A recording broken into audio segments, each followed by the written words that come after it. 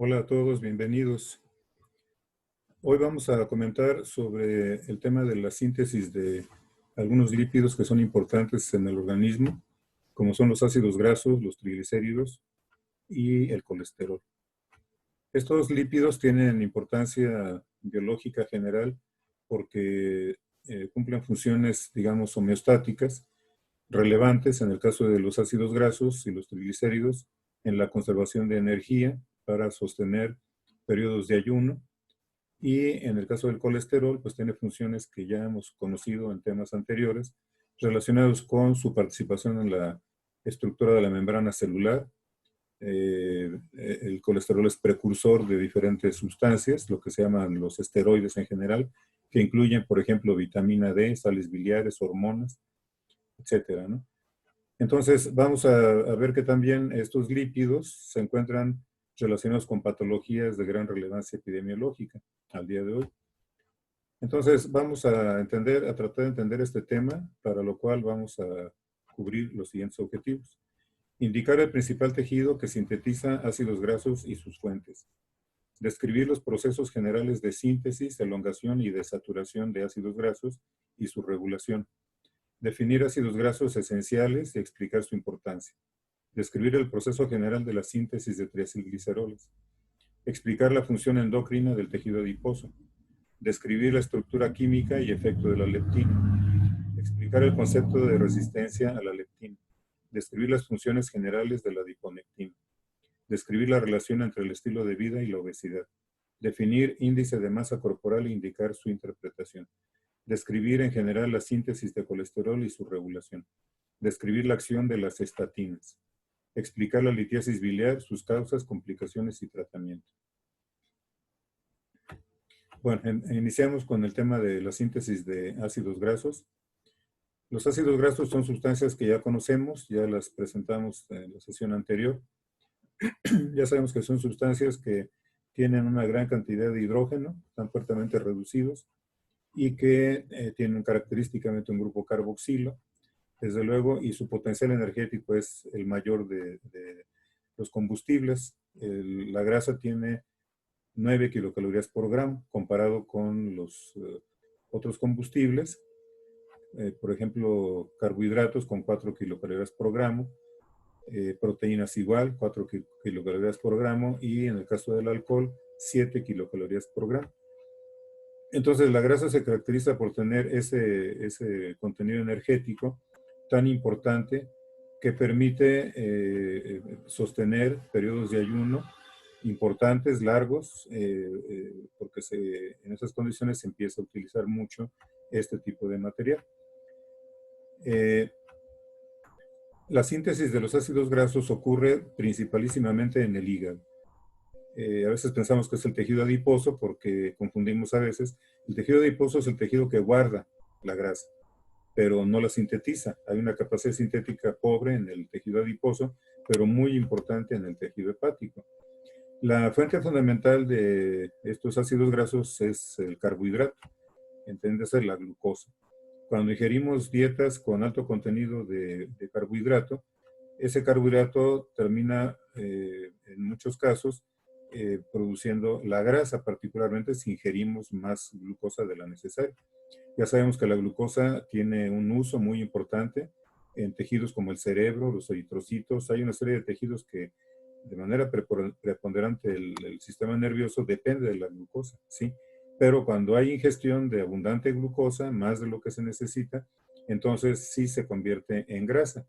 Y a partir de ahí se pueden producir los triglicéridos, que sabemos que es lo que guarda el tejido adiposo. Aquí va a haber un punto de contacto con una patología muy importante, de la cual hablaremos un poquito más adelante, que es la obesidad. La síntesis de los ácidos grasos ocurre a través de una vía que se conoce síntesis de novo. Y aunque así se dice, síntesis de novo de ácidos grasos, en realidad prácticamente el único ácido graso que se produce por este camino es el ácido palmítico, que es un ácido de 16 carbonos saturado. Ya veremos luego cómo ese ácido puede ser alargado y puede ser convertido en formas insaturadas. Por lo pronto, vamos a revisar esta primera etapa en donde se va a producir el ácido palmítico a través de esta vía, y es el proceso que decimos ocurre en el hígado muy principalmente.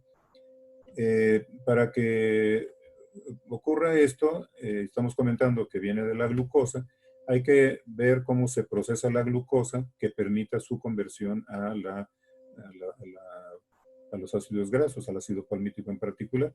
Aquí vamos a encontrar algunos elementos. Les presento primero esta primera reacción en donde la acetilcoenzima A, que va a venir de la vía glucolítica, que va a venir de la oxidación del piruvato, ahorita con un esquema les voy a recordar este concepto, pero ya producida la acetilcoenzima a partir de la glucosa, se convierte en malonilcoenzima. Prácticamente toda la glucosa para producir ácido palmítico tiene que estar en forma de malonilcoenzima. Entonces, esta reacción que cataliza la enzima que se llama acetilcoenzima carboxilasa es fundamental. De hecho, es la enzima que regula todo el proceso de la síntesis del ácido palmítico. Entonces, como pueden ver, la reacción es sencilla. Es un grupo que tiene 2 carbonos que vienen de la glucosa, se convierte en un grupo de 3 carbonos que se llama malonilo. ¿Sí? Para eso interviene la enzima agregando el carbono a partir del bicarbonato y con gasto de energía, con gasto de ATP. De tal manera que esta reacción es la que vamos a estudiar en cuanto entremos al tema de la regulación. Pero, reitero, es la primera del proceso sintético de ácido palmítico. Aquí para hacer la conexión entre el catabolismo de la glucosa y la síntesis del ácido palmítico, vamos a recordar con un esquema cómo ocurre este proceso. La glucosa que viene de la dieta, estamos hablando de una condición donde hay excesos, excedentes de glucosa, que incluso ya dieron lugar a una saturación de glucógeno en el hígado y en el músculo. Si hay todavía excedente, entonces lo que sobra de glucosa se convierte en grasa. Para esto la glucosa, estamos aquí hablando de un hepatocito, este será un hepatocito, se cataboliza a piruvato, recordamos esa es la vía glucolítica. El piruvato ingresa a las mitocondrias, en las mitocondrias se descarboxila y produce la acetilcoenzima. Esta es la acetilcoenzima que vamos a usar para producir los ácidos grasos y los triglicéridos, como vemos acá el término. Nada más que la acetilcoenzima, como vemos aquí, y es algo que ya habíamos mencionado, se produce solamente intramitocondrialmente. Y el proceso de síntesis del ácido palmítico ocurre fuera de las mitocondrias, o sea, ocurre en el citosol, para lo cual la acetilcoenzima debe de estar en el citosol. Ahora, en la membrana mitocondrial no hay nada que permita el paso directo de la acetilcoenzima A al citosol. Entonces se usa una vía indirecta que convierte la acetilcoenzima en citrato. Aquí hay una reacción que es la primera reacción del ciclo de Krebs con oxalacetato y acetilcoenzima produce citrato. Ahora, la ventaja de que se produzca el citrato es que para el citrato sí hay un transportador, un translocador en la membrana y permite que pase hacia el citosol. Ya estando fuera de las mitocondrias, el citrato se descompone en lo mismo que a partir de lo cual se produjo, o sea, en acetilcoenzima y oxalacetato. Aquí no pusieron oxalacetato ni aquí ni acá, pero ya sabemos que el oxalacetato interviene tanto aquí para formar el citrato como acá liberándose a partir del citrato. Lo importante es que se produce la acetilcoenzima o se libera la acetilcoenzima, y es aquí donde ya ocurre esta reacción que mencioné en la diapositiva anterior, catalizada por la acetilcoenzima carboxilasa, que permite la producción de malonilcoenzima, y a partir de eso ya se puede arrancar el proceso de síntesis primero de ácidos grasos y luego de triacilgliceroles. Aquí es un esquema muy general de cómo ocurre la síntesis. No es un propósito del programa que se detalle este proceso. Lo voy a presentar solamente pues, para tratar de entender cómo ocurre, cómo es un proceso, digamos, repetitivo, que permite cada vez ir aumentando el tamaño del ácido graso que se está produciendo. Aquí interviene un complejo enzimático que se llama sintasa de ácidos grasos o ácido graso sintasa. Esta proteína compleja tiene 2 sitios muy importantes de unión. En la primera, lo que vamos a ver ahorita, la primera ronda, digamos, porque ya veremos cómo esto es un proceso, decía, que se repite una y otra vez. Y entonces en la primera veríamos que en un sitio activo de la enzima o del complejo entra el grupo acetil, es la acetilcoenzima. En el otro grupo, en el otro sitio activo de la enzima entra malonilcoenzima. En realidad, malonilcoenzima es el donante del grupo malonil. Lo que se queda unido aquí es el malonilo, como pueden ver aquí, son los 3 carbonos. Recordamos que la coenzima tiene un papel nada más de transportador. O sea, cuando va a reaccionar con este complejo, se libera la coenzima y el grupo que porta lo une al sitio correspondiente. Acá pasa lo mismo con la acetilcoenzima. Entonces aquí ya tenemos cargada la sintasa con el grupo acetilo, 2 carbonos, con el grupo malonilo, 3 carbonos. Ahora, ocurre la reacción entre los dos grupos. Como pueden ver aquí, viendo este esquema, la reacción va a consistir en que se unan los 2 carbonos del malonilo que están aquí en rosa con los 2 carbonos del acetilo que están en amarillo, como pueden ver aquí, están unidos ya. Se genera un grupo de 4 carbonos y el grupo carboxilo que estaba formando parte del malonilo se ha liberado como dióxido de carbono. Entonces aquí tenemos ya un grupo de 4 carbonos, si se fijan, que tiene, no es un ácido graso porque tiene este grupo CO. Si este grupo estuviera como CH2, ya sería el ácido butírico unido aquí a la sintasa, ¿no? Entonces, como pueden ver, este grupo CO tiene que desaparecer como tal, tiene que convertirse en un CH2, para eso intervienen estas reacciones. O sea, decimos que este grupo que está oxidado se tiene que empezar a reducir, recuerden la terminología, tiene que entrar hidrógeno y tiene que perderse el oxígeno. Vienen reacciones en donde ocurre esto, pueden ver aquí quien aporta el hidrógeno es el NADPH. NADPH es algo que produce la vía de las pentosas, si lo recuerdan, la vía del fosfogluconato. Y entonces, incorporando el hidrógeno, empezamos a reducir el grupo CO, que está en posición beta. Entonces, como pueden ver aquí en la primera etapa, entran 2 hidrógenos y se genera ya un grupo OH, de un CO, un grupo OH ya está reducido. Después viene la pérdida del OH y de un hidrógeno del carbono vecino para formar una doble ligadura. Aquí está. Espero que lo alcances a distinguir. Y aquí ven cómo ya desapareció el oxígeno. Se lo llevó la molécula de agua. Y en la siguiente reacción entra más hidrógeno proveído por el NADPH y ya finalmente el grupo que era CO quedó como CH2. Aquí ya tenemos el ácido butírico, es de 4 carbonos. Entonces fíjense cómo de un ácido chiquito de 2 carbonos, el acético o acetilo, se forma uno de 4 carbonos, el butirilo o butirato si quieren, ¿no? Ya liberado de aquí sería el ácido butírico o butirato. Ahora, vean cómo este grupo está unido a este sitio activo, aquí está. Pasa de aquí al otro grupo. O sea, aquí hay una translocación. Pasa de este grupo a este otro grupo para que quede libre el sitio activo que carga malonil. En la siguiente ronda, este grupo estará aquí. La sintasa cargará otro grupo malonilo y todo se va a repetir. Cuando ocurra todo esto, aquí tendríamos ahora un grupo de 6 carbonos, porque ya entraron 2 más, ¿verdad? Si aquí tenemos uno de 4, y entra uno de 2, se forma uno de 6. ¿Okay?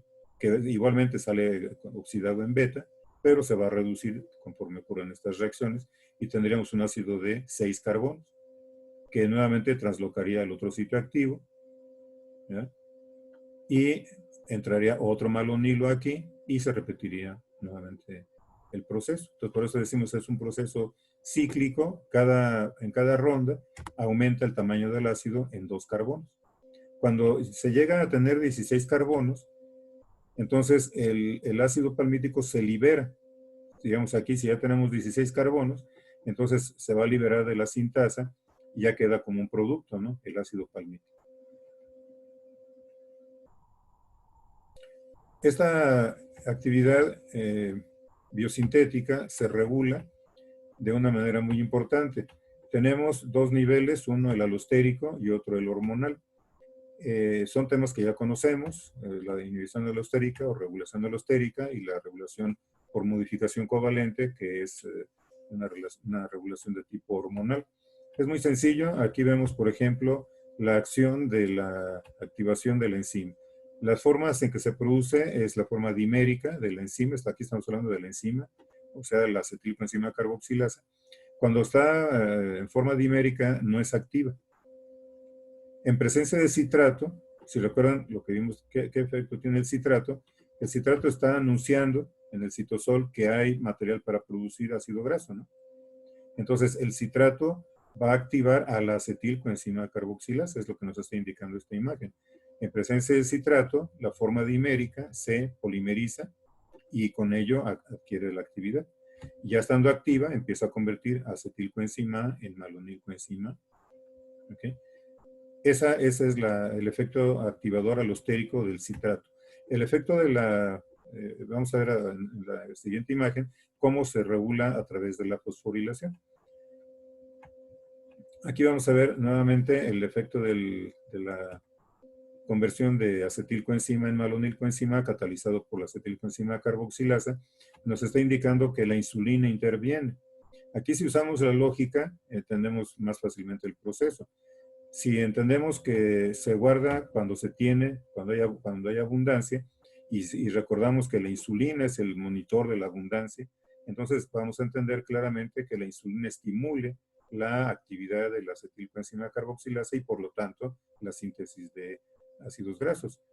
Entonces, la insulina está activando justamente, ya veremos ahorita el mecanismo, estimula a la acetilcoenzima carboxilasa y también la citratoliasa. La citratoliasa es la enzima que descompone el citrato en acetilcoenzima y oxalacetato, como lo habíamos comentado anteriormente. Ahora, ¿qué efecto tienen las hormonas contrarias a la insulina?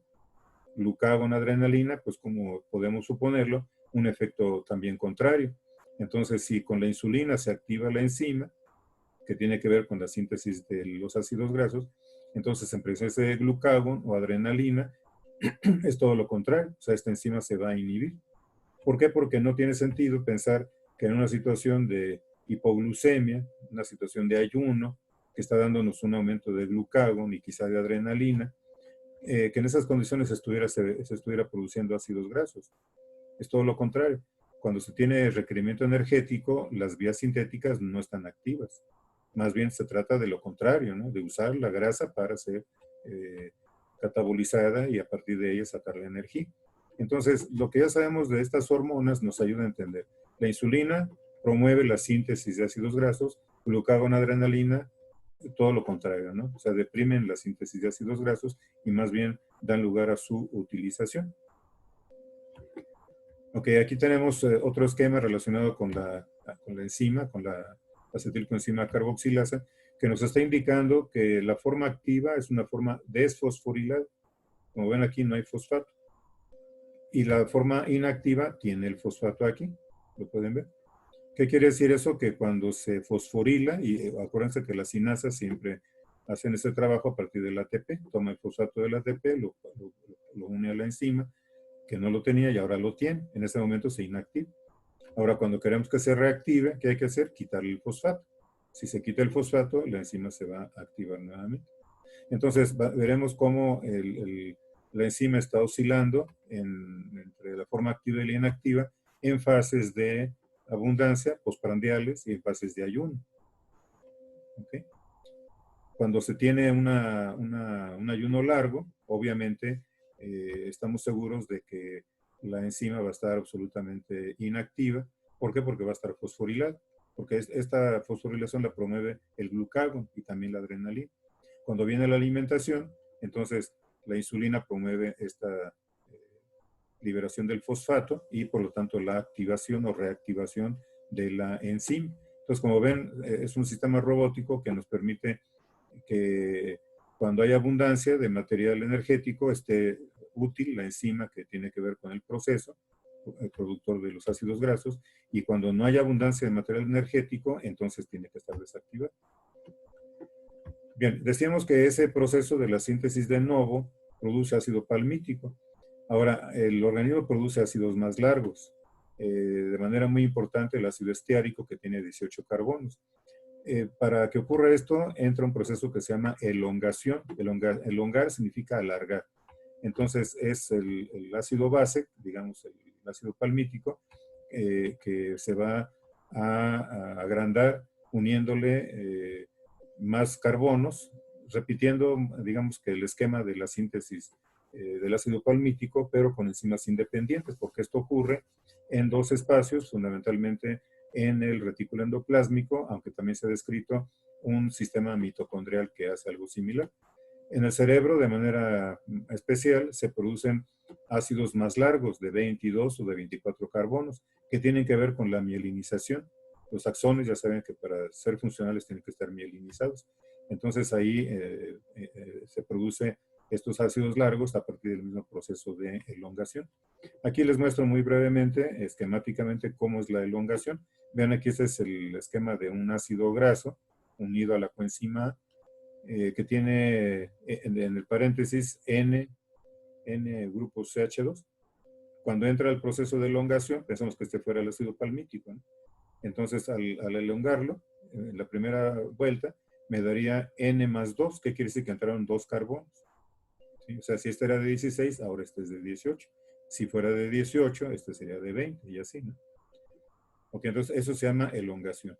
Además de elongar, mucho del material que se produce, sobre todo en el hígado, se convierte en ácidos insaturados. Si recuerdan, cuando hablamos de la composición de la grasa en el tejido adiposo humano, vimos que cerca del 65% de los ácidos que se conservan ahí son insaturados. Y mucho del material que entra al tejido adiposo es grasa que viene del hígado, o sea, se produce, se sintetiza en el hígado.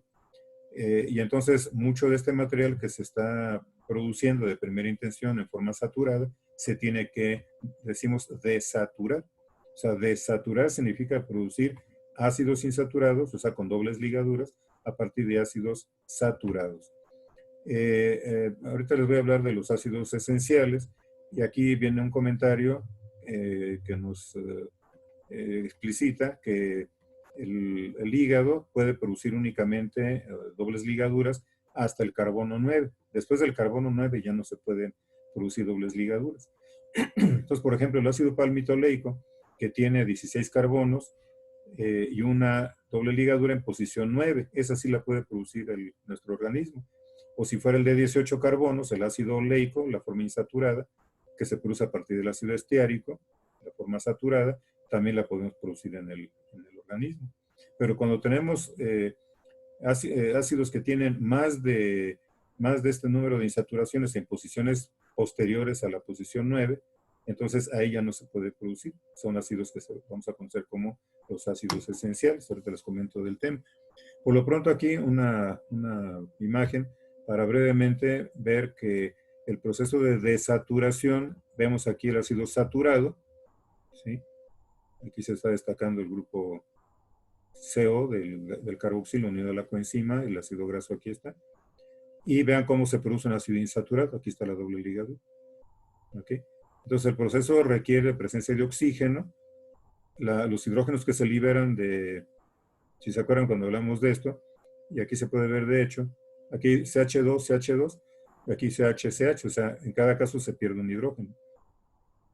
Esos hidrógenos entran en la reacción con el oxígeno y producen agua. ¿Okay? De manera que nuestro organismo va a producir, repito, por ejemplo, el ácido palmitoleico a partir del palmítico, con 16 carbonos, insaturado el palmitoleico, saturado el palmítico, o el ácido oleico a partir del ácido esteárico con 18 carbonos. Eso se llama desaturación. Ahora, decía, los ácidos que tienen dobles ligaduras después del carbono 9, esos se llaman ácidos grasos esenciales. Esos no los podemos sintetizar. Esos nos recuerda el tema de los aminoácidos esenciales, que sabemos son aminoácidos que no podemos sintetizar y a fin de disponer de ellos tienen que estar presentes en la dieta. Eso sucede también con estos ácidos grasos esenciales. Son dos, el ácido linoleico y el ácido linolénico. A estos ácidos se les conoce comúnmente como los ácidos omega 3 y omega 6. Todo el mundo ha escuchado hablar de estas denominaciones. De hecho, se conocen más así que como ácido linoleico y linolénico, ¿no? Ahora, ¿qué es eso de omega 3 y omega 6? Se refiere a que en la nomenclatura formal de los ácidos viene, como lo sabemos, el primer carbono unido al carboxilo es el carbono alfa, luego es el beta, el gamma, el delta, etc., ¿no? El último de la cadena se llama omega, porque recordemos que en el alfabeto griego la primera letra es la alfa y la última es la omega. Entonces el carbono omega es el último. Pues cuando decimos omega 6 quiere decir que en la posición 6, pero desde el carbono omega, está la insaturación. Vean aquí, 1, 2, 3, 4, 5, 6, aquí está la insaturación. Esta insaturación no se puede producir en el organismo. Lo que más puede producir el organismo es esta, hasta la posición 9. Puede meter antes o hasta la 9, pero no después del 9. El omega 3 es lo mismo, nada más que está localizada la doble ligadura en el carbono 3. Vean, 1, 2, 3, aquí está. ¿Sí? Entonces, estos son ácidos esenciales, ácidos que utiliza el organismo, son muy importantes porque a partir de ellos se producen familias de eicosanoides. Eicosanoides son sustancias que tienen característicamente 20 carbonos. Eicos en la etimología es 20. Entonces, a partir de estos ácidos esenciales se producen las prostaglandinas, los tromboxanos y los leucotrienos, que son familias de sustancias reguladoras muy importantes. Las fuentes donde podemos encontrar estos ácidos esenciales son para los omega 3 básicamente los pescados.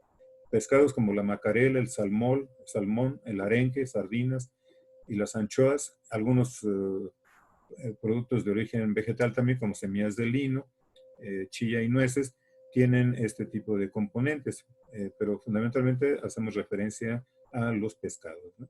En el caso de los omega 6, su origen o su fuente fundamental son los aceites vegetales, girasol, soya y aguacate. Otros tienen menos, pero tienen, que es el de cánola, muy usado, palma y olivo.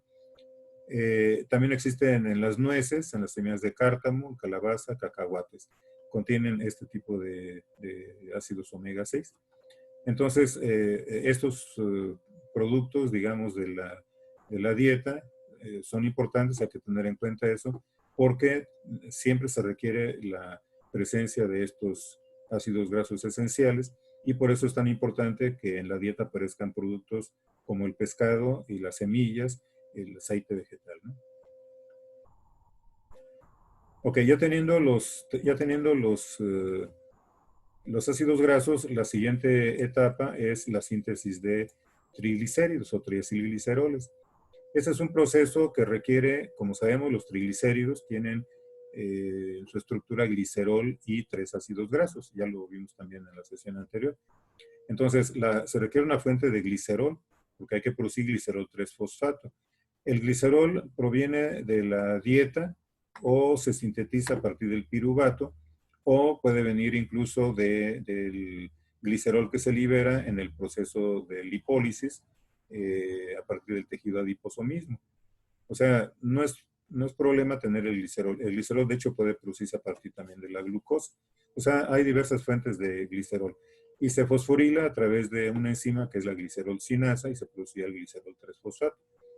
El glicerol 3-fosfato se requiere, bueno, pues aquí está justamente la reacción que cataliza la glicerol-sinasa. Aquí está el glicerol, 3 carbonos, 3 OHs y entre el fosfato, generando el glicerol 3-fosfato. Ya teniendo el glicerol 3-fosfato, ahora lo que hay que tener es los ácidos grasos en una forma adecuada. La forma adecuada es lo que se llama la forma activa. Los ácidos grasos en su forma activa son lo que se llama los grupos acil-coenzima A o bien ácido graso coenzima.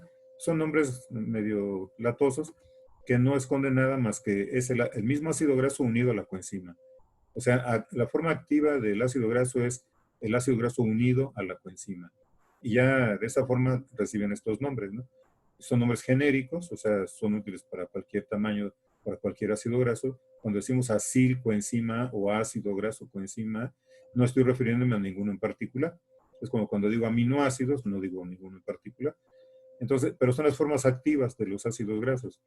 Y entonces, cuando se activan estos ácidos grasos, como podemos ver aquí en la imagen, aquí tengo el ácido graso, va a reaccionar con ATP y coenzima, por supuesto, para finalmente producir, sin que veamos tanto el mecanismo, que no nos importa realmente, producimos a partir del ácido graso, producimos el grupo acil-coenzima. Vean, es el mismo ácido graso unido a la coenzima. ¿Okay? Esta reacción gasta ATP y cuando usa el ATP, vean cómo se produce pirofosfato y luego este pirofosfato se disocia en 2 fosfatos. Esa es una reacción que gasta mucha energía. De manera que, bueno, lo importante aquí es reconocer que la forma activa del ácido graso es esta, donde el ácido está unido a la coenzima A. Y ahora viene la síntesis de triglicéridos o triglicéridos. Con la imagen les comento, es un proceso muy sencillo. Aquí tengo el glicerol 3-fosfato, lo ubican ya, a través de las enzimas que van interviniendo. Todas ellas son aciltransferasas, o sea, transportan o transfieren el grupo acilo del ácido graso coenzima A a la molécula que se está produciendo. Vean aquí, por ejemplo, en la primera reacción, un ácido graso, aquí se FA-CoA significa un ácido graso coenzima A. La enzima toma el ácido graso y lo une al glicerol 3-fosfato, vean que está unida en esta posición, ¿no? Esto que se ve tan pequeñito se refiere, R, recuerden que es un radical, pues aquí puede haber 16 o 18 carbonos en el ácido graso que está involucrado, ¿no? Pues aquí tengo ya una primera unión éster, una primera esterificación de un ácido graso con el OH del glicerol. Ahora, esto se llama lisofosfatidato, o si quieren ácido lisofosfatídico. Cuando entra la segunda reacción, es un segundo ácido graso, ven aquí, segundo ácido graso que va a entrar ahora a la posición media. Aquí está ya el ácido esterificado, para distinguirlo del primero se le pone un R', ¿no? Entonces es un radical de otros 16 o 18 carbonos con esterificados al OH de la posición 2 del glicerol. Ahora, esto se llama ácido fosfatídico o fosfatidato. Lógicamente, lo que necesitamos es ahora quitar el fosfato para meter el tercer grupo ácido graso. Y efectivamente viene aquí una enzima que quita el fosfato. Vean cómo se libera el fosfato. Y aquí ya en lugar del fosfato tengo el OH. Esto es un diacilglicerol. Esto ya lo conocen, diacilglicerol. Y ya estando libre el OH, entra a la tercera esterificación y completa ya el triglicérido, como pueden ver aquí. ¿Sí? Entonces, los triglicéridos son las formas, digamos, en que se guardan o se almacenan temporalmente los ácidos grasos. Digamos que son la forma estable de los ácidos grasos. El tejido adiposo es el que va a recibir finalmente, ya veremos luego el detalle en el capítulo de lipoproteínas, veremos cómo los triglicéridos que produce el tejido hepático van a salir del hígado y van a llegar finalmente a algunos tejidos, uno muy importante, el tejido adiposo, donde ahí se pueden depositar. Ya sabemos, lo hemos recordado, el tejido adiposo guarda mucho del material graso que se produce en el organismo en las fases de abundancia, o sea, en las fases postprandiales. Ok, aquí vamos a comentar sobre el tejido adiposo, pero con un enfoque que no es el energético propiamente, sino el hormonal. Aquí hay que reconocer que el tejido adiposo es un tejido que tiene actividad endocrina. Es un concepto relativamente nuevo. En otro tiempo se consideraba el tejido adiposo como simplemente un tejido que guardaba grasa y nada más. Ahora sabemos que tiene actividad hormonal muy importante. Ahí se producen leptina, se produce adiponectina, se producen una serie de reguladores como son el factor de necrosis tumoral alfa, la interleucina 6, etcétera, ¿no? O sea, hay una variedad de sustancias que se producen en el tejido adiposo y que ya nos han dejado ver que este tejido tiene un carácter regulador también muy importante, ¿no? Ok, la leptina es una hormona proteínica que produce principalmente este tejido adiposo y que tiene receptores en varias partes, pero muy importantemente en el hipotálamo. En el hipotálamo hay interacción a la leptina con su receptor y ahí viene una magia que es muy difícil de discernir, pero el animal cuando está siendo, digamos, objeto de la acción de la leptina, baja su consumo de calorías. O sea, aquí podemos empezar a ver cómo se regula esto que se conoce como el circuito de hambre-saciedad. El hipotálamo es el regulador o el inicio del regulador de la regulación. Ahí interacciona la leptina y a partir de ahí se genera una serie de procesos en el sistema nervioso que se traducen en un cambio, digamos, de actitud. El animal empieza a consumir menos calorías. ¿Qué sentido tiene esto? Tiene un sentido muy importante. Sobrevivir en un ambiente natural obliga a tener un cuerpo esbelto, capaz de correr cuando se necesita correr, sea para cazar o sea para huir de un depredador. Un animal gordo en su medio natural definitivamente no tiene opciones de sobrevivir. Entonces, esto es un sistema muy sencillo, se puede decir, desde el punto de vista de su significado. Es una forma para sobrevivir. Desafortunadamente, pues ya en nuestro medio, en la cultura que hemos generado, ya las cosas no son naturales y la leptina pues tiene su función, pero ya en otra dimensión pudiéramos decir, ¿no? Vamos a pensar en el animal, en su medio natural. La presencia de la leptina es lo que le hace sentir esa saciedad, ese ya no querer comer cuando ha ingerido suficiente alimento. Ahorita que veamos cómo se descubrió la leptina, veremos cómo se traduce este sistema cuando está ausente, ¿no? Ok, entonces la leptina tiene esta característica de deprimir el consumo de alimentos, de calorías y aumentar el gasto energético. Obviamente el fondo de esto, como decía, es el permitir una mayor probabilidad de sobrevivir en un ambiente que es muy adverso, en donde solamente siendo muy competitivo se puede sobrevivir, ¿no? Ok, cuando el animal no está en condiciones de exceso de grasa, que es lo que detona la secreción de la leptina, viene una disminución muy notable de la secreción de la hormona. O sea que no estando la leptina circulando en cantidad importante, se siente hambre. O sea, el animal tiende a comer. Cuando hay una cantidad grande ya de leptina circulando, que significa ya hay tejido adiposo abundante, ya digamos suficiente para digamos, el contexto de la sobrevivencia en el mundo natural, entonces la leptina se produce y baja el nivel de consumo, ¿sí? O sea, es un sistema robótico. Si falta, digamos, energía en el organismo, el tejido adiposo está flaco, no se secreta la leptina. Cuando empieza a engordar porque hubo más alimentación, llega el momento en que empieza a secretar la leptina y el organismo deja de consumir el alimento. Ok, esta leptina se descubrió en experimentos, en laboratorios, en donde aparecieron ese tipo de ratones. Esos ratones son ratones hiperfágicos. Hiperfágico significa que no deja de comer, todo el tiempo está comiendo. O sea, esos animales se descubrieron por ahí de 1980 y algo en los laboratorios en Estados Unidos.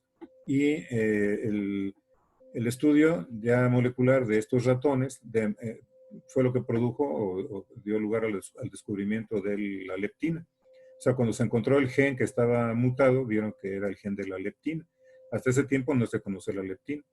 Cuando se encontró este fenotipo y se analizó el fondo genético que tiene, se descubrió que ese gen codifica esa proteína, que es la leptina. Y se empezó a conocer pues sobre el tema. A esos animales que están deficientes en leptina, si se les inyecta leptina, empiezan a cambiar su comportamiento de ser hiperfágicos, empiezan a normalizar su alimentación y terminan siendo ratones normales. Entonces, ¿qué quiere decir eso? Que la leptina está generando ese efecto tan importante, ¿no? Si no está la leptina, el animal es hiperfágico, o sea, come, no para de comer. A partir de eso se tiene la superobesidad que desarrolla. Ok, en el organismo humano pues tenemos una cosa que pues muy parecida, ¿no? Ahora, cuando se empezó a comentar sobre la leptina, se pensaba que las personas obesas pudieran tener esta misma situación, o sea, no tenían leptina. En realidad fue al contrario. Cuando se empezaron a estudiar las personas obesas, encontraron que había más leptina de la normal. O sea, las personas delgadas tenían una cierta cantidad de leptina y las personas obesas tenían mucha más leptina. Entonces, esto se interpreta en forma de un concepto que se llama resistencia a la leptina. ¿Qué significa resistencia a la leptina? Significa que hay un sistema de regulación que no está siendo muy eficiente.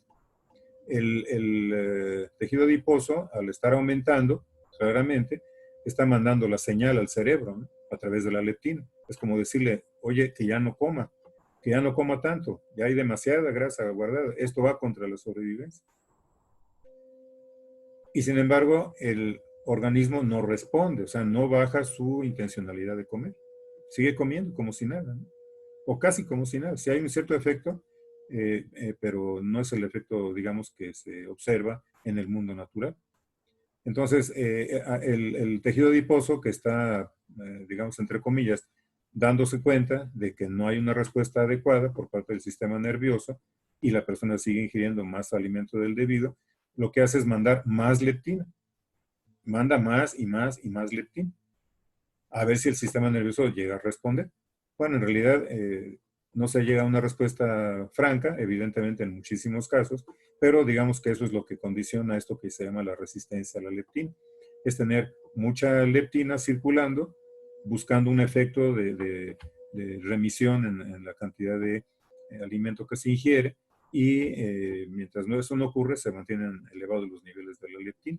Entonces, estas personas obesas que se estudiaron en el tiempo en que se descubrió la leptina, pues realmente no fue lo que se esperaba, porque lo que se ideó en ese tiempo es, pues si lo que falta en las personas obesas es leptina, pues les inyectamos leptina. Y así como el ratón ya regresaba de ser un ratón gordo a un ratón, digamos, ya normal en su peso, las personas gordas podrían quizá llegar también a esa condición. Sin embargo, vemos que es un fenómeno diferente.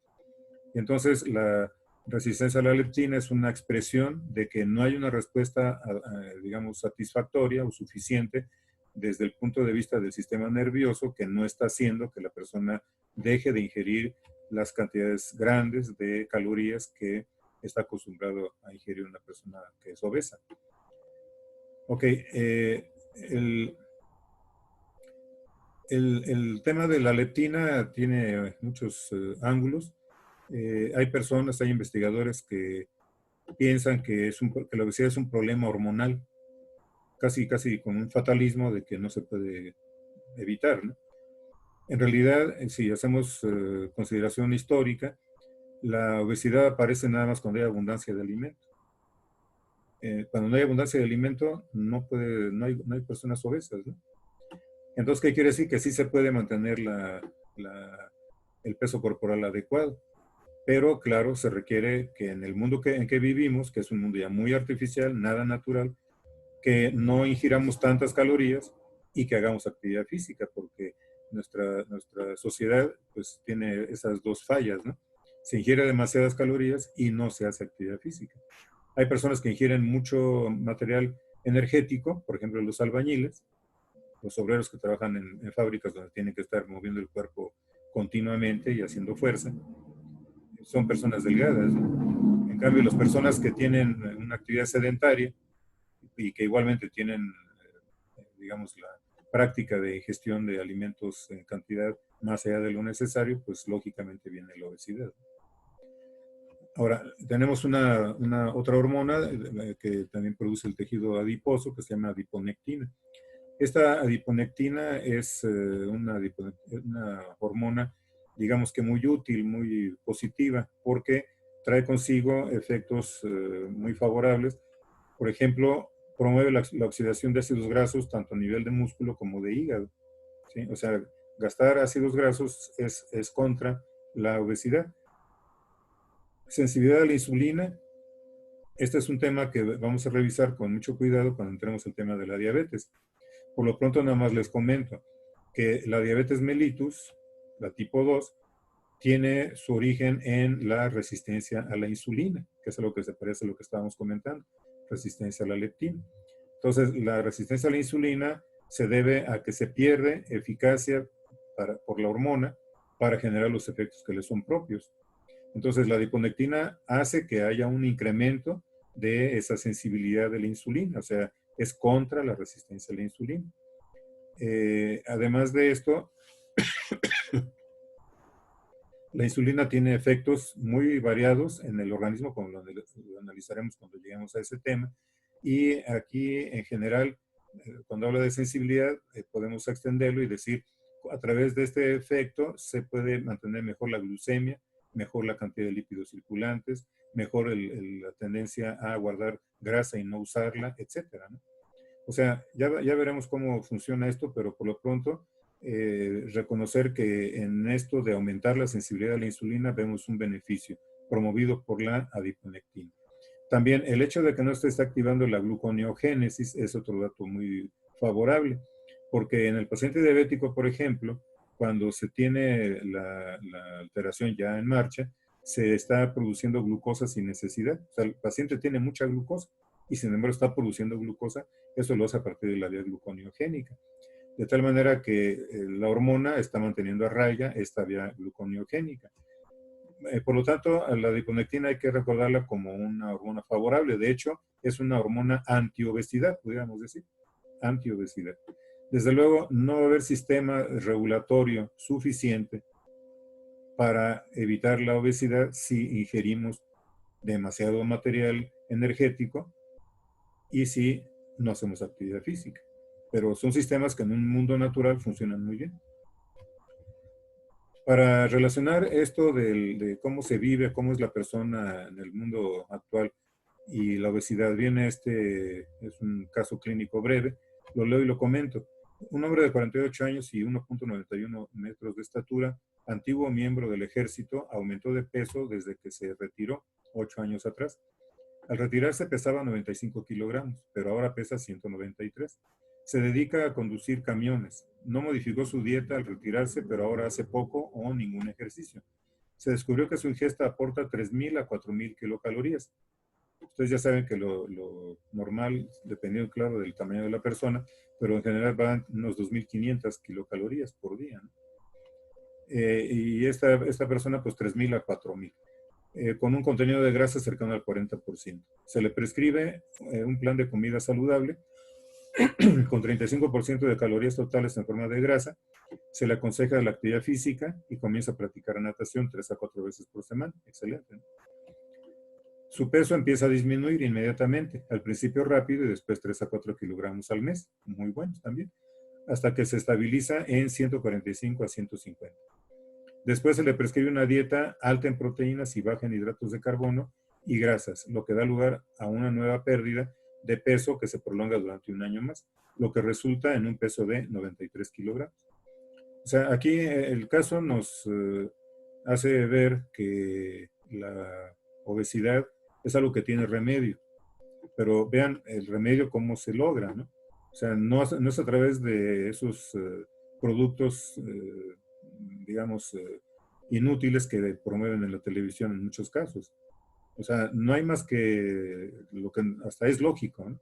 Que si estamos con un peso por arriba de lo normal, es porque hemos ingerido más calorías de las que gastamos.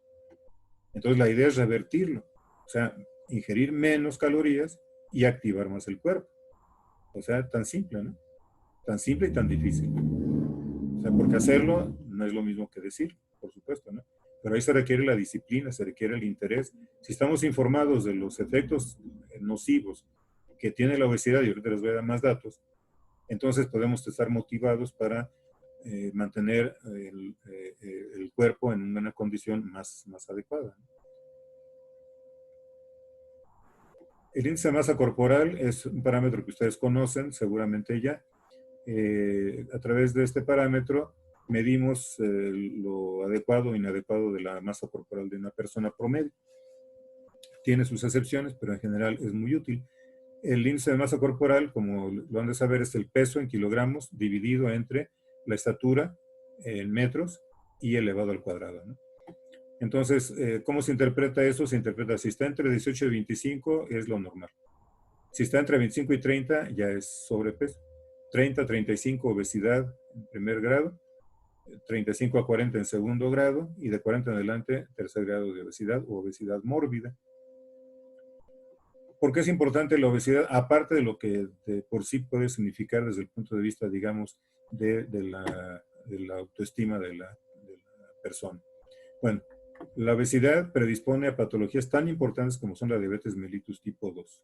80% de los casos de diabéticos tipo 2 son obesos o fueron obesos. Otras enfermedades muy ligadas a la obesidad, coronariopatías, o sea, eso significa infarto agudo del miocardio, hipertensión, trombosis, artritis, litiasis biliar y cáncer. O sea, todas estas patologías están asociadas etiológicamente con la obesidad. ¿Qué quiere decir eso? Que la población de pacientes obesos presentan mayores frecuencias de estas patologías que las personas no obesas.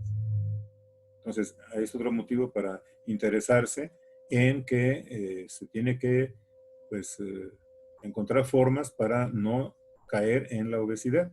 O sea, lo mejor es no caer, y el que cae en la obesidad es mucho más difícil revertir la condición, y por eso preferimos mejor, o bueno, es preferible no caer en la obesidad, o sea, cuidar desde el principio el peso, estar siempre pendientes del peso, y cuando se empieza a subir el peso, en lugar de ir a comprar una talla más grande de ropa, mejor empezar a ver formas para bajar el peso corporal. Eso es lo ideal. Bueno, vamos a entrar al tema del colesterol. El colesterol es una sustancia de la que ya hemos hablado también, ya les presenté su estructura química, cómo está la forma esterificada, la forma libre, etcétera. Aquí les comento algunas cosas muy importantes antes de entrar a la síntesis del colesterol. El colesterol que se encuentra en el intestino viene o de la dieta o viene de la bilis. Recordemos que la bilis es un producto de la función hepática y entre varios diferentes compuestos lleva colesterol. Ahora, el colesterol que está en el intestino se va a absorber en una medida importante, pero no total. Eso es importante porque permite su eliminación del colesterol en una forma, en un grado significativo. En la persona sana, esto permite liberar de colesterol al cuerpo y mantener la normocolesterolemia. Como hemos dicho en otros casos, cuando hay exceso de colesterol, en este caso, cuando hay exceso, no va a haber forma, ni esta ni ninguna otra, que permitan sacar el colesterol del cuerpo, ¿no? Entonces, el tema del colesterol es muy importante. No vamos a ver todo lo importante que es en esta clase porque todavía estamos pendientes de una clase de lipoproteínas, en donde vamos a ver de lleno el colesterol con su impacto tan tremendo que tiene sobre la funcionalidad de los vasos sanguíneos a nivel de coronarias, por ejemplo, a nivel de arterias en el sistema nervioso, en el cerebro y en otros sitios en donde se puede desarrollar la aterosclerosis, los ateromas. Pues ahí vamos a encontrar una relación muy directa entre el colesterol y ese proceso que se llama globalmente aterogénesis. Entonces, desde el principio hay que tener claro que nos interesa mantener los niveles de colesterol bajos dentro de la referencia. El colesterol es un componente de las membranas, ya sabemos que particularmente en las membranas celulares abunda el colesterol en una proporción más o menos 1:1 con los fosfolípidos, y que es un componente precursor de diferentes esteroides que ya mencioné anteriormente, como son la vitamina D, las sales biliares y las hormonas esteroides. Ok, ¿cómo se sintetiza el colesterol y dónde se sintetiza? Nuevamente, el hígado es el principal tejido en donde se va a sintetizar el colesterol. Hay otros tejidos que sintetizan cantidades menores, como son el intestino, la corteza suprarrenal, las gónadas. Si se fijan, corteza suprarrenal es un tejido que produce hormonas esteroides, las gónadas también. Entonces ahí se va a tener un poco de esta capacidad sintética de colesterol, pero nada comparable con la función hepática, ¿no? El proceso de la síntesis de colesterol no lo vamos a revisar, es un proceso complejo, ni siquiera se conocen al día de hoy todas las reacciones involucradas, y además no es un propósito del curso estudiar ese proceso sintético a detalle. Pero sí es muy importante que veamos la primera parte de la vía, porque ahí vamos a encontrar el sitio de regulación de la síntesis de colesterol.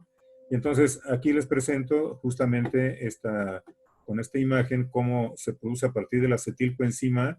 Nuevamente, igual que los ácidos grasos, el colesterol se produce a partir de acetilcoenzima. Aquí pueden ver dos moléculas de acetilcoenzima reaccionan, se produce un intermediario que se llama acetoacetilcoenzima A. Luego reacciona con una tercera molécula de acetilcoenzima para producir algo que le llamamos HMG coenzima A, para no decir el nombre latoso, de beta-hidroxibeta-metilglutarilcoenzima, mejor HMG coenzima. Y este es el sustrato para la enzima regulador, que es la HMG coenzima reductasa. Reductasa significa que entra hidrógeno, o sea, aquí tenemos la fuente del hidrógeno, el NADPH, para producir lo que se llama mevalonato. A partir del mevalonato, una serie grande de reacciones y se va a producir finalmente el colesterol.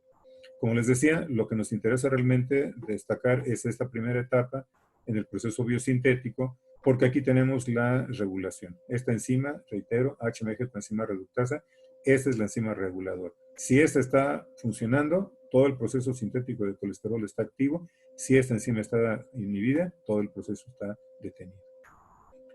¿Cómo se regula la síntesis de colesterol? Bueno, aquí vamos a ver cómo influyen nuevamente las hormonas. Hay hormonas, la insulina, el glucagón, la epinefrina, como es usual, que tienen que ver con el metabolismo energético. Aquí las vamos a ver también involucradas en la regulación de la síntesis de colesterol. Aquí veamos con la imagen cómo tenemos una forma muy resumida, digamos, de expresar la vía. A partir de acetilcoenzima se produce HMG coenzima, que ya mencioné, y a partir de mevalonato, una serie de reacciones para llegar al colesterol. Entonces aquí está la enzima regulador, la HMG coenzima reductasa. Esta está oscilando entre estados de actividad y de inactividad. Cuando se fosforila la enzima, vean aquí, está unido el fosfato, la enzima está inactiva. ¿Qué produce la inactivación? ¿Qué produce la fosforilación de la enzima? El glucagón, ¿sí? Principalmente el glucagón. Ya sabemos que el glucagón es una hormona que nos habla de una condición de no alimentación. El glucagón se secreta por efecto de la hipoglucemia, ¿verdad? Entonces, hay hipoglucemia es porque estamos pensando que hay ayuno. Y en esas condiciones, evidentemente, el organismo no va a estar usando glucosa, por ejemplo, para producir colesterol. Sería un absurdo, ¿no? Entonces, el sistema lo sabe, se entera de que debe estar inactiva la enzima porque la hipoglucemia detona la secreción de glucagón y el glucagón estimula la proteína sinasa A, que ya hemos visto en otros temas, y a partir de ahí se fosforila la enzima y fosforilada deja de funcionar. Ahora, cuando viene la alimentación, pasó el ayuno, por largo que haya sido, llega la alimentación. Y cuando la persona se alimenta, entonces incrementa el nivel de glucemia, ya lo sabemos. Y al nivel de glucemia sigue el nivel de insulina. Entonces se va el glucagón y aparece la insulina. Y la insulina lo que hace es promover la actividad de la fosfatasa que va a quitar el fosfato de esta enzima. Y ya sin fosfato, la regresa a la forma activa. ¿Ok? Ahí estamos hablando de cuando tenemos ya una captación, una ingestión calórica importante, ¿no? Entonces vean cómo es un sistema robótico también que funciona cuando hay abundancia y no funciona cuando no hay abundancia, permitiendo que se forme el colesterol o no se forme según la condición. Ahora, lo que podemos advertir aquí es que las condiciones en las cuales se producen ácidos grasos y triglicéridos son las mismas que permiten la producción de colesterol, o sea, la abundancia, la abundante glucosa, la abundante insulina, ¿sí? Y las condiciones contrarias, mediadas por glucagón o por adrenalina, son contrarias también al metabolismo, o sea, son procesos que en esas condiciones ni se producen ácidos grasos ni triglicéridos, ni tampoco se produce colesterol. Bueno, ahora ya con un propósito francamente farmacológico, aquí vamos a ver los inhibidores de la enzima HMG coenzima reductasa. Les reitero, todo esto va a ser más importante que lo captemos o lo mantengamos en mente cuando hablemos de las patologías, ¿no? De la hipercolesterolemia. Hipercolesterolemia, lo dice el nombre, es exceso de colesterol. Eso lo vamos a revisar en el tema de lipoproteínas. Pero por lo pronto podemos captar muy bien lo importante que es este tipo de fármacos cuando el paciente es un paciente hipercolesterolémico. El paciente hipercolesterolémico debe de hacer todo lo posible por reducir el nivel de colesterol circulante. ¿Por qué? Porque a partir de ese colesterol circulante se producen los ateromas. Los ateromas es la aterosclerosis, lo que, digamos, puede evolucionar a infarto agudo al miocardio. La epidemiología de infarto agudo al miocardio es enorme en el mundo occidental. Entonces, mucho de eso se debe a los excesos de colesterol. El colesterol en sí mismo es algo necesario para sostener la vida de nuestro cuerpo tal como la conocemos. Pero cuando le incorporamos más y más y más colesterol a partir de los alimentos de origen animal, entonces vamos a incurrir en esta hipercolesterolemia con desenlaces en muchos casos fatales en función del tiempo. ¿Qué hacen las estatinas? Lo que hacen las estatinas es, como son inhibidoras del HMG coenzima reductasa, lo que están haciendo es hacer que, aquí con la flecha hacia abajo, me dice, la síntesis de colesterol se deprime, o sea, baja, ¿no? Si baja la síntesis de colesterol, entonces el colesterol intracelular, estamos hablando del hepatocito, también baja. Si hay menos colesterol intracelular, entonces el hepatocito aumenta los receptores en su membrana para el colesterol LBD.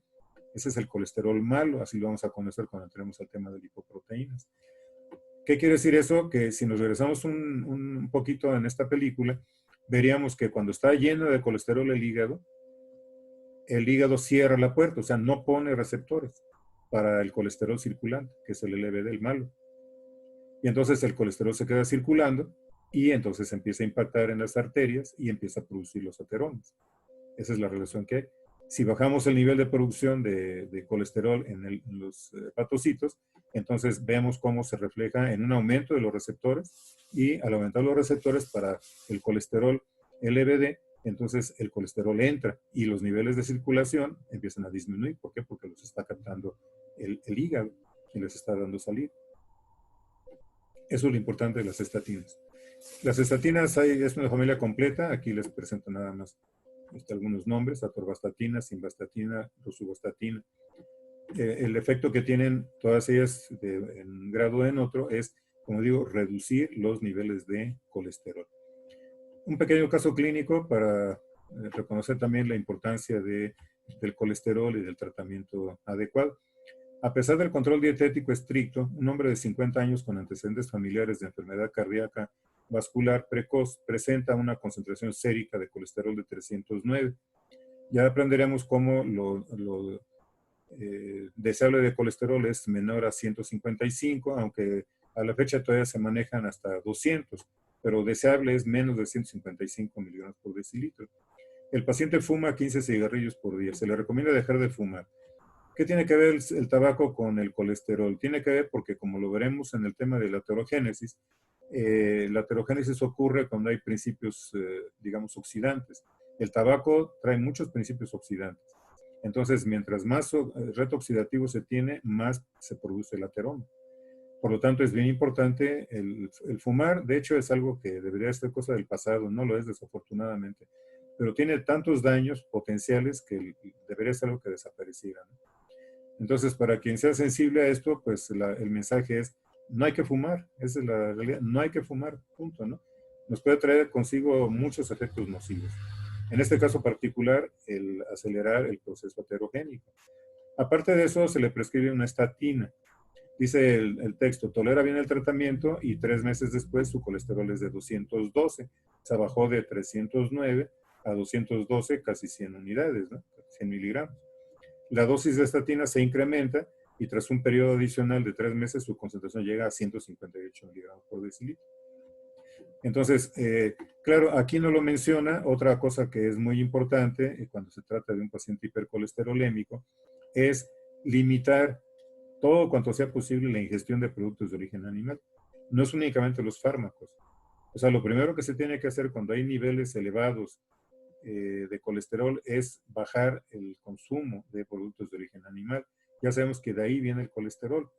Entonces, si privilegiamos el uso, el consumo de vegetales, frutas, verduras, y le bajamos al nivel de ingestión de productos de origen animal, ya tenemos un factor muy importante que con toda probabilidad va a hacer que disminuya el nivel de colesterol. Ahora, si las condiciones del paciente lo ameritan, claro, hay que introducir los fármacos, ¿no? Pero hay que tener siempre la noción de que la dieta es el origen de nuestros problemas, ¿no? Sea para el paciente diabético, para el paciente hipercolesterolémico, el que desarrolla hipertensión y todo eso, la dieta es el problema que tenemos número uno. Entonces, si sabemos y somos sensibles y modificamos nuestra dieta de manera adecuada, pues esto tiene mucha mejor probabilidad de mejorar. Bueno, aquí viene un comentario relacionado. Dice que la inhibición parcial de la enzima, de la HMG coenzima reductasa, reduce el colesterol plasmático total en 30 a 50%, y el colesterol LBD, que es el malo, 30 a 60%. Bueno, aquí me hace mención a la compactina, que fue un producto que se conoció. eh, eh, el primero de ellos, de hecho, luego le cambiaron el nombre a mevastatina y a partir de ahí se generó toda la familia de las estatinas, ¿no? Entonces, lo que hace estos fármacos, como ya lo mencioné anteriormente, aquí viene el comentario escrito, pues que al disminuir la producción de colesterol en los hepatocitos, aumentan los receptores. Esos receptores ApoB los vamos a ver ahora que entremos al tema de las lipoproteínas, que son los receptores que captan al colesterol malo, al colesterol LBD, que tiene en el fondo este problema, ¿no? O sea, aquí nada más les doy el anuncio, porque es un tema que vamos a ver con mucho detalle en la siguiente sesión, en donde aquí vemos cómo el ateroma, esta es una arteria, digamos, una coronaria, que ha desarrollado el ateroma. Es un acúmulo graso donde tenemos una gran cantidad de colesterol aquí, de colesterol malo, y que está cerrando la luz de la arteria, ¿no? En el común de los casos puede ocurrir un evento que detona el infarto. Ese evento es que se rompa el endotelio, esta capita que está aquí, separando al núcleo lipídico de la luz arterial. Y entonces, si se rompe este endotelio, se detona la coagulación, y aquí se genera un coágulo en toda esta zona. Entonces, la luz se ocluye por completo y en este momento se detona el infarto. Bueno, otro tema muy importante relacionado con el colesterol es la litiasis biliar. La litiasis biliar se relaciona es la producción de piedras, de cálculos, como se le suele llamar, en la vesícula biliar. En el común de los casos son cálculos de colesterol. El colesterol, no hay que perder de vista, lo mencionamos desde el principio en la sesión anterior, es una sustancia insoluble, ¿sí? Es muy insoluble. Entonces, ¿cómo se encuentra? Si decimos que está en la bilis normalmente, ¿cómo se encuentra ahí? Se encuentra disperso a través de las sales biliares, que ya hemos visto que son moléculas anfipáticas capaces de formar micelas a donde se integra el colesterol y así se mantiene disperso. Pero hay condiciones en las que se producen menos sales biliares de las que se requerirían para dispersar todo el colesterol. Y en esas condiciones el colesterol se empieza a precipitar, ¿sí? O sea, es el principio de cómo se generan los cálculos. Como decía, la mayor parte de los cálculos son de colesterol. En algunos casos son cálculos pigmentarios, son coloridos, en donde aparece la bilirrubina como principal componente que da el color y el calcio, ¿no? O sea, la variedad de tamaños, de dimensiones es amplia.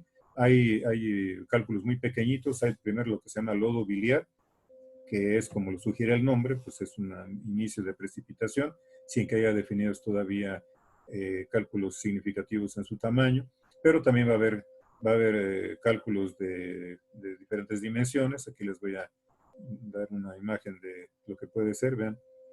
Esta es una vesícula, ven cómo está plagada de estos cálculos, más o menos de tamaño parecido. Acá tenemos una cosa similar, uno más grande. Hay unos que se desarrollan de esta manera, ¿no? A veces hay nada más uno enorme, ¿ok? O sea, hay una variedad de presentaciones. Pero esa es la litiasis biliar. La litiasis biliar, como lo dice el nombre, pues se produce aquí en la vesícula. Y esto ocurre porque, como ya hemos mencionado en otro tema, la vesícula tiene una función de concentración. O sea, la bilis que entra aquí se empieza a concentrar. Y si el colesterol es una sustancia poco soluble y le quitamos agua al medio donde se encuentra y hay una disparidad entre las sales biliares y el colesterol, entonces se puede dar lugar a la precipitación del colesterol. La contractilidad de la vesícula también está relacionada con la presentación de la litiasis. Hay una serie de factores que están involucrados. Uno de ellos es este. La vesícula se deja de contraer con la eficacia, digamos, de la juventud cuando se entra ya a la edad mayor. Y entonces, si no se contrae adecuadamente, no sale toda la bilis. Y si no sale toda la bilis, la que está se sigue concentrando cada vez más. Aunque llegue nueva bilis, lo que ya estaba, ya tiene un cierto grado de concentración, se va a seguir concentrando más y más. Entonces, eso es un factor contrario a la solubilidad del colesterol, con todo y las sales biliares. Por eso la presentación de la litiasis generalmente es en personas que tienen más de 40 años. Es muy raro que aparezca en personas jóvenes. Hay otra serie de factores relacionados, aunque no sepamos bien la causa, pero la epidemiología nos indica que hay relación. Obesos, personas que ayunan mucho tiempo, cuando se baja peso corporal muy rápido, cuando se usan píldoras para el control natal, pacientes diabéticos, cuando se usan fibratos, son hipolipemiantes, ceftriaxona es un antibiótico. O sea, ese tipo de condiciones se relaciona con la litiasis, ¿no? No sabemos bien cómo, pero hay una relación epidemiológica. Entonces hay que saberlo también. Si, como hemos mencionado en otros temas, a veces se prescriben fármacos sin ton ni son. Entonces hay que ser cautelosos siempre con la prescripción. ¿Por qué? Porque todo fármaco que se prescribe va a tener efectos colaterales. Aparte del que estamos buscando intencionalmente benéfico para el paciente, va a tener efectos colaterales. Entonces, realmente la filosofía debería ser no usar fármacos a no ser que sea estrictamente necesario. Bueno, también una cosa que es muy importante, y aquí lo veo en esta gráfica, que la litiasis se presenta principalmente en las mujeres. ¿Sí? Ese es un estudio, ya no muy nuevo, pero la realidad actual es la misma. Es decir, vemos como aquí en las barras rojas, que son las de mujeres, contra las de hombres en azul, pues nos dan claramente la diferencia, ¿no? Ok, la presencia de cálculos en la vesícula se llama colelitiasis, ¿sí? Esta colelitiasis comúnmente pasa desapercibida, o sea, no genera molestias, ningún signo, mientras estén escondidos ahí en la vesícula, ¿no? Cuando se asoman a la boca de la vesícula y empieza a haber un proceso de obstrucción, entonces aparece lo que se llama colecistitis. La colecistitis ya puede traer complicaciones, es una complicación que puede ser muy importante, muy grave, y amerita una atención rápida, ¿no? Desde luego. Se manifiesta por dolor abdominal agudo, como es lógico, en la zona superior derecha del abdomen, náuseas, vómitos y fiebre, típicamente eso, ¿no? Esa es la colecistitis, cuando tenemos de la vesícula, ya se acercó por efecto del mismo eh, peristaltismo que se genera aquí cuando se contrae la vesícula, se atora aquí un cálculo que no va a poder salir. De entrada no puede salir, con la fuerza puede ser que salga, ¿no? Pero por lo pronto está obstruyendo, esto ya empieza a dar signos. Ahora, puede salirse al cístico, como se ve aquí, por ejemplo, ya está en el cístico, está bloqueando, cada vez que se contrae la vesícula, no permite el paso, entonces genera eh, dolor, porque las terminales nerviosas sienten el efecto y se traduce en dolor agudo. Son los cólicos que presenta el paciente que tiene este tipo de condición. El diagnóstico se hace pues por ultrasonido, ya sabemos que la litiasis, ya lo habíamos comentado en otro tema, la litiasis biliar se diagnostica fundamentalmente por ultrasonido. O sea, no se requiere realmente nada más, digamos, imagenológicamente más complicado, como puede ser un TAC, se puede hacer, claro, pero el ultrasonido es suficiente. Y entonces, para el tratamiento, lo que hay que hacer es usar la CEPRE. CEPRE es algo que ya mencioné en otro tema, que se relaciona con introducir un catéter por la boca, pasarlo al estómago, entrar por al duodeno y buscar la entrada a la vía pancreatobiliar. Entonces ahí se inyecta un colorante de contraste y a través del instrumento se puede sacar el cálculo esté en donde esté, ¿no? Desde luego, después de que se saca el cálculo, que está evitando digamos, el desenlace serio de la colecistitis, lo que se, lo que se indica es la colicistectomía.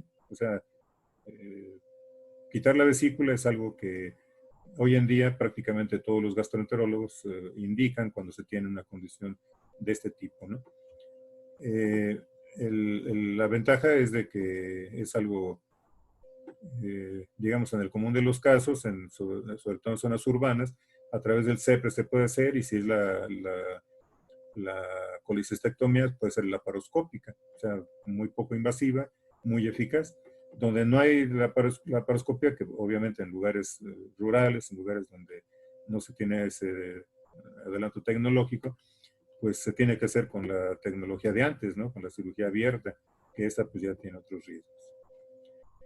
La otra complicación posible de la litiasis biliar es la coledocolitiasis. Aquí, como lo indica el nombre, pues es la presencia de ya cálculos en el colédoco, ¿sí? Eh, 1 de cada 7 pacientes que tienen cálculos biliares llegan a desarrollar la coledocolitiasis. Es algo, cuando se presenta ya es algo bastante serio también, ¿no? Igualmente, como pueden ver, las lesiones o las manifestaciones son el dolor, siempre el dolor agudo, en la zona superior derecha del abdomen, puede ser constante o cólico, la fiebre, como también vimos en la colecistitis. Aquí puede haber ictericia por el bloqueo de la vía biliar, falta de hambre, náuseas, vómitos y acolia también por la falta del flujo biliar, ¿no? Ok, el diagnóstico nuevamente es por imagen y el tratamiento hay que sacar el cálculo, por supuesto, ¿no? Eso es urgente, sacar el cálculo. Recordemos que la coledocolitiasis es una posible causa, más bien no es una posible causa, es una causa, una de las 2 causas más importantes, de hecho en México la más importante, de pancreatitis aguda, ¿sí? O sea que esto es una cuestión muy seria que hay que atender muy rápidamente y eficazmente. Hay que sacar el cálculo, el que está obstruyendo, con CEPRE nuevamente, o sea, con el catéter, y enseguida, en cuanto sea factible, remover la vesícula también, o sea, practicar la colecistectomía. Aquí tenemos la imagen de lo que es la coledocolitiasis. Aquí ya está impactado el cálculo, en donde se fusionan los conductos biliar y pancreático, que han estado obstruyendo la salida de la secreción pancreática, y eso es lo que puede dar lugar a la pancreatitis. Un caso clínico breve de litiasis biliar. Una mujer de 45 años presenta dolor en el cuadrante superior derecho del abdomen y vómitos después de ingerir alimentos con grasas. La única alteración bioquímica consiste en la presencia de una fosfatasa alcalina moderadamente elevada, en 400 unidades por litro. Sin embargo, una ecografía abdominal muestra que la vesícula tiene cálculos y se refiere a la paciente a cirugía. La litiasis biliar se presenta hasta en el 20% de la población, o sea, es una patología bastante frecuente. Hay tratamientos alternativos, sí, que disuelven los cálculos, pero en general el proceso o la tendencia a la litiasis es permanente, o sea que si se disuelven los cálculos o si se practica como antes una cirugía en donde se extraigan los cálculos y se deje la vesícula, el paciente termina desarrollando nuevamente cálculos. De manera que a partir de eso, el tratamiento de elección, cuando ya se detecta la litiasis, es más bien la colicistectomía. El aumento de la fosfatasa alcalina, espero que lo relacionen, ya es un tema que hemos visto anteriormente. Cuando se tiene la afección hepatobiliar, pues ahí aparece la fosfatasa alcalina, como evidentemente en este caso estaría presente por efecto del cálculo, ¿no? Bueno, con eso termino el tema de la síntesis de lípidos y su importancia fisiológica y patológica, y leemos las conclusiones. Los ácidos grasos y los triacilgliceroles se sintetizan principalmente en el hígado en presencia de insulina. Los ácidos grasos esenciales, que son el ácido linoleico y el linolénico, llamados también omega 3 y omega 6, no se sintetizan en el organismo y a partir de ellos se producen familias de eicosanoides con actividad reguladora, como son las prostaglandinas, tromboxanos, leucotrienos. Los ácidos omega 3 se obtienen principalmente de pescados y los omega 6 de aceites vegetales. Los triacilgliceroles se sintetizan a partir de glicerol 3-fosfato y derivados acilcoenzima A. El tejido adiposo es un tejido endocrino, sintetiza leptina, adiponectina y otras sustancias reguladoras. La leptina se secreta al aumentar la masa adiposa y actúa en el hipotálamo, deprimiendo la intención de comer y aumentando el gasto energético. La respuesta insuficiente a la leptina hace que los adipocitos secreten más y más leptina, lo que se llama resistencia a la leptina. La adiponectina estimula la oxidación de ácidos grasos, reduce la resistencia a la insulina y reduce la aterogénesis. El estilo de vida con exceso de calorías y sedentarismo produce obesidad en el común de las personas.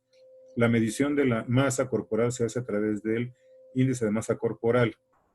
La obesidad predispone a diabetes mellitus, hipertensión y cáncer. El colesterol se sintetiza principalmente en el hígado a partir de acetilcoenzima A derivada generalmente de la glucosa en presencia de insulina. La hipercolesterolemia es tratada con estatinas, inhibidores de la enzima que regula la síntesis de colesterol.